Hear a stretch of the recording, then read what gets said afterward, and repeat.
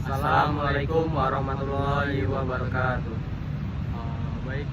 Di sini kami berada di Museum Aditya Warman, di mana yang berlokasi di Padang, Sumatera Barat.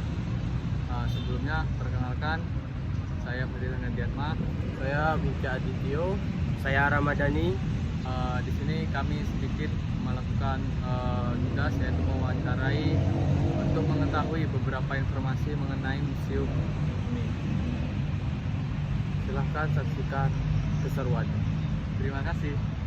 Sebelumnya, ini saya perkenalkan dulu dari nama saya, Pak. Saya Fadil Nadiatma, salah satu mahasiswa BMP itu jurusan olahraga, Pak. Kemudian saya gandakan dan di sini berniat untuk mewawancarai dan bertanya seputar museum ini.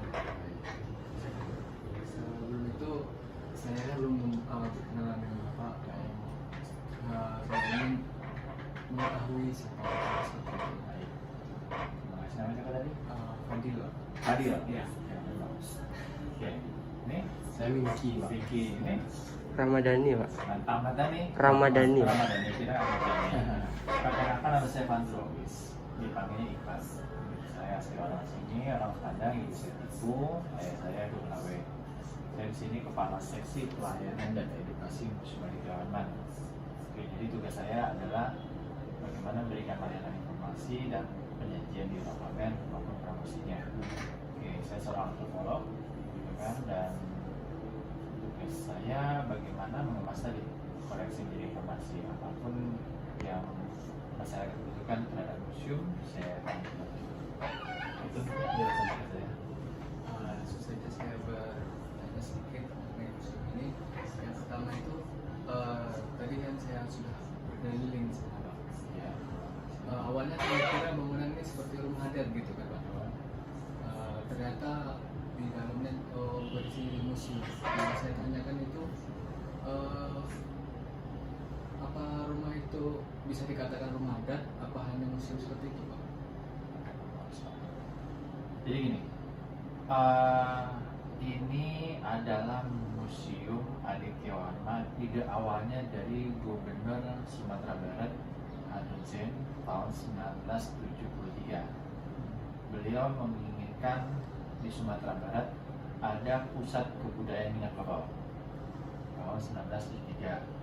Kemudian ide ini disampaikanlah ke Pak Amir Ali kalau nggak salah, Kanwil Departemen Pendidikan dan Kebudayaan wilayah Sumatera Barat. Jadi dulu sebelum jadi dinas namanya Kanwil. Oleh Pak Amir ini, ide Pak Gubernur ini disampaikan ke pusat. Waktu itu di bawah Departemen Pendidikan dan Kebudayaan, dan di situ kebetulan ada program pengembangan museum seluruh Indonesia. Waktu zaman Orde Baru kan ada 27 provinsi, termasuk Timur Timur. Gitu. Dan akhirnya disampaikan oleh pusat, kita bisa bantu untuk mendirikan sebuah museum. Jadi Lembaga Kebudayaan Minangkabau ini dikonversikan menjadi museum. Tahun 1973 mulailah peletakan batu pertama dengan anggaran seluruhnya dari pusat. Begitu kan? Waktu peletakan pertama tidak hanya ada di Sumatera Barat saja, di beberapa provinsi lainnya pun ada. Begitu. Kemudian model bangunannya seperti apa? Begitu kan? Dan pusat mintanya harus sesuai dengan kebudayaan di daerah setempat. Begitu. Jadi kalau adik-adik ke Aceh itu ada museumnya Rumoh Aceh. Kemudian di Aditya Warman ada juga museumnya bentuk rumah adat. Kemudian ke Palembang ada bentuk rumahnya Limas. Sampai ke Ranggawarsito bentuknya Joglo. Dan di Museum Aditya Warman dalam bentuk museum rumah adat. Rumah adat ini bukan isinya tentang apa ya, tentang sistem adat istiadat, bukan. Jadi dia tidak mencerminkan adat istiadat, tapi mirip dengan rumah adat. Begitu di dalamnya adalah museum. Jadi museum berbentuk rumah adat, jangan terbalik-balik karena masyarakat mengiranya ini rumah adat, jadi harus membangun rumah adat.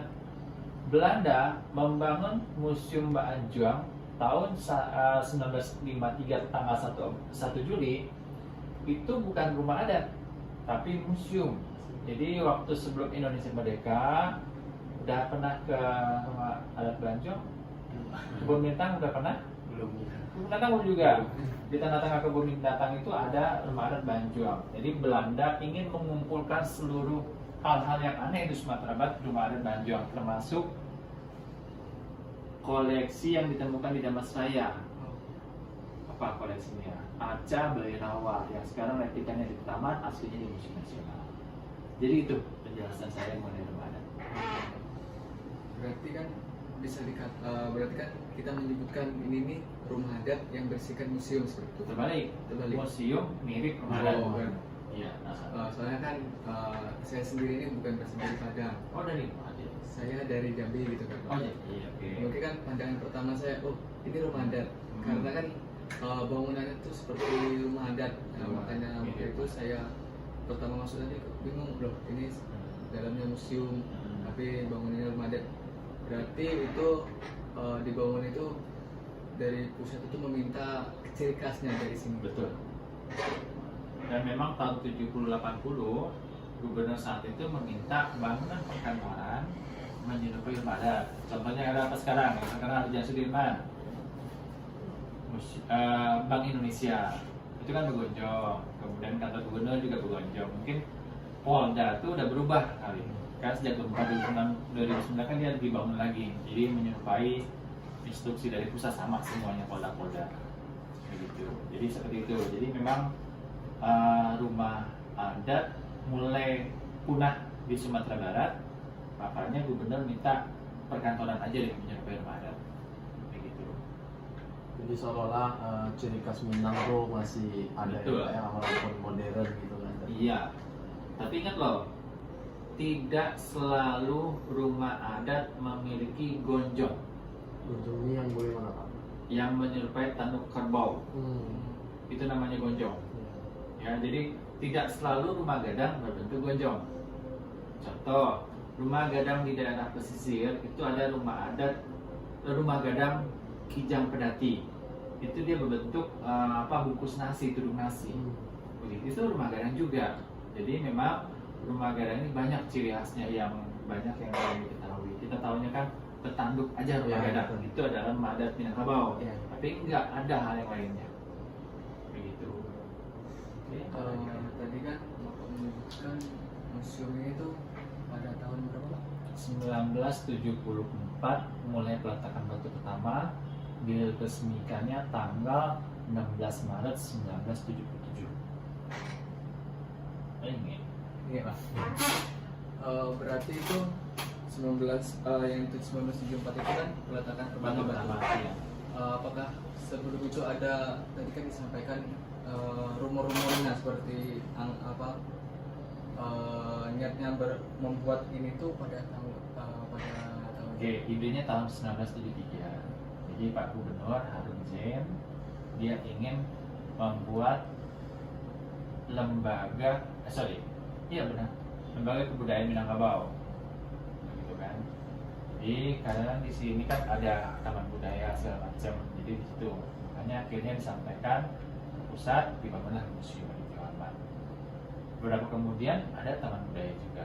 Jadi taman budaya ini tidak ciri khas provinsi Sumatera Barat, ada beberapa provinsi lainnya punya museum dan taman budaya. Begitu. Mungkin dari saya pertanyaannya seperti itu saja Pak. Nanti pertanyaan selanjutnya itu mungkin ada dari teman saya kedua ini yang akan bertanya Pak. Ya, tapi kemudian dari olahraga nanya tentang budaya. Kami mempelajari tentang sosiologi olahraga Pak. Oh, Jadi, sosiologi iya, olahraga. mekanisme masyarakat. Ya, tugas akhirnya kemarin disuruh milih mau ujian apa kalian terjun langsung ke kayak peninggalan gitu kan. Ini tugas akhir atau tugas mata kuliah? Tugas mata kuliah ya? Tugas mata Sosiologi kuliah. olahraga. Untuk akhir semesternya. Oh, oke. Baik. Silakan ada lagi. Ya, mungkin saya lanjut saya. Tadi juga saya sudah keliling, sudah masuk di dalam itu kan banyak sekali peninggalan apa seperti alat musik dari Sumatera Barat ini, ada senapan mungkin dari para pejuang itu. Jadi yang ingin saya tanyakan Pak, bagaimana sih proses pengumpulan? Jadi tentunya kan nggak cuma dari Padang tuh Pak, pasti susah mungkin dari daerah-daerah mana juga terpencil dari Sumatera Barat. Jadi saya ingin nanya bagaimana sih barang-barang tersebut bisa sampai ke sini itu Pak, prosesnya Pak? Baik, di tahun 1973 peletakan batu pertama, sebenarnya dalam tempo 1 tahun museumnya sudah selesai. Tahun 1975 itu bangunan sudah selesai. Kemudian kenapa nggak diresmikan tahun 76? Gitu kan? Kenapa harus 77? Karena dalam 1 tahun itu nggak lengkap rasanya kalau bangunan tanpa isi. Isinya itu harus koleksi karena bangunannya museum. Begitu. Akhirnya di tahun 1976 dikumpulkanlah koleksi dari masyarakat yang berhubungan dengan kebudayaan yang ada di Sumatera Barat. Kebudayaan Sumatera Barat itu tidak hanya Minangkabau, apa satu lagi yang paling populer? Kebudayaan Mentawai. Jadi suku di Sumatera Barat ini memang dominannya Sumatera Minangkabau, tapi ada yang minoritasnya Minangkabau, walaupun nanti ada suku-suku lainnya. Kalau di Pasaman kita berbicara ada suku dari Batak gitu kan yang masuk ke Rao segala macam, kemudian ada Masraya atau Sawaluto, ada suku Jawa gara-gara transmigran atau pekerja tambang. Jadi Museum Aditya Warman ini mengumpulkan tidak hanya budaya Minangkabau, Mentawai, tapi Nusantara. Waktu itu dapatlah terkumpul 3.000 koleksi. Jadi masyarakat bersedia menyerahkan koleksinya. Ada hibah, ada ganti rugi, ada kemudian istilahnya apa ya, ganti untung, ganti rugi sama, kemudian ada titipan, kemudian ada hasil pencarian koleksi. Jadi pegawai-pegawai dulu mencari koleksi ke masyarakat itu untuk bisa diserahkan. Akhirnya terkumpul 3.000. Saat ini ada berapa jumlahnya? Ada 6.264 koleksi gitu. Di tahun 80-an pemerintah pusat minta museum-museum provinsi, karena kita museum provinsi ya, bukan museum kabupaten kota gitu kan. Jadi museum terbesar di Sumatera Barat dibagi 10 koleksi ini.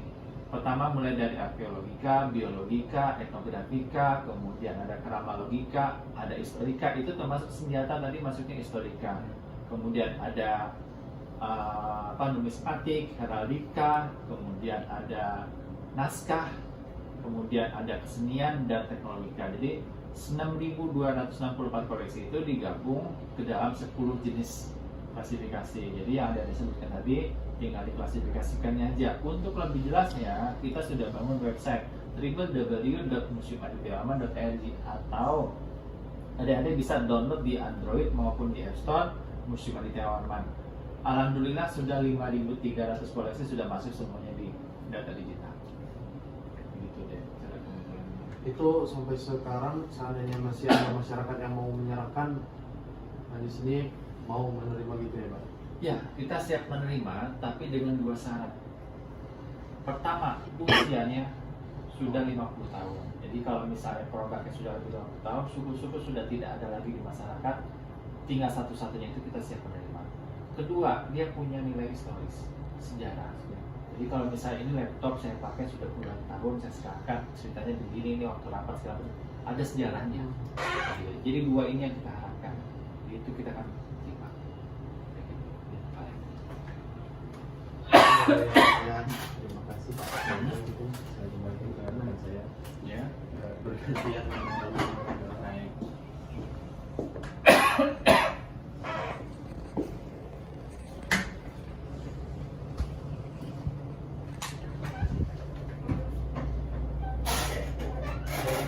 atas waktunya yang diluangkan untuk kami semuanya Pak. Di sini saya akan ada kecelakaan untuk olahraga. Iya.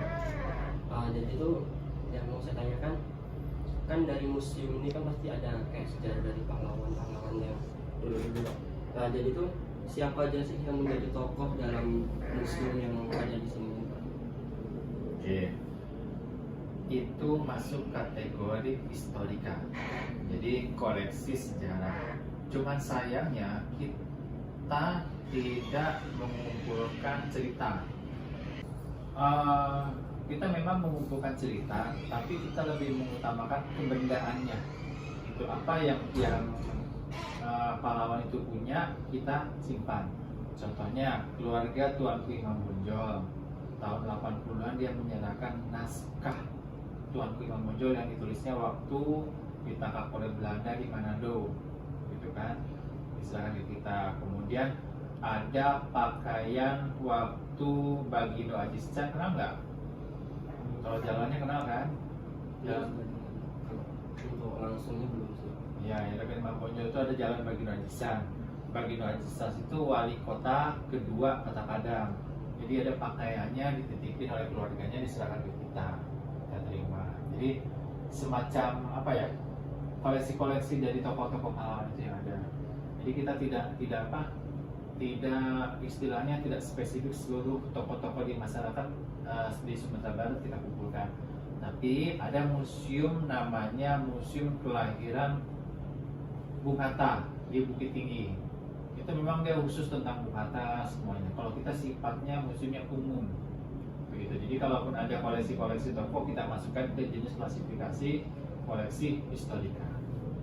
Jadi masyarakat siapa saja pun yang mempunyai kayak benda-benda yang udah lebih dari 50 tahun yang mempunyai histori itu dapat diserahkan ke museum ini. Betul sekali, dan kita akan nanti menerimanya. Kalau ada uang, kita akan coba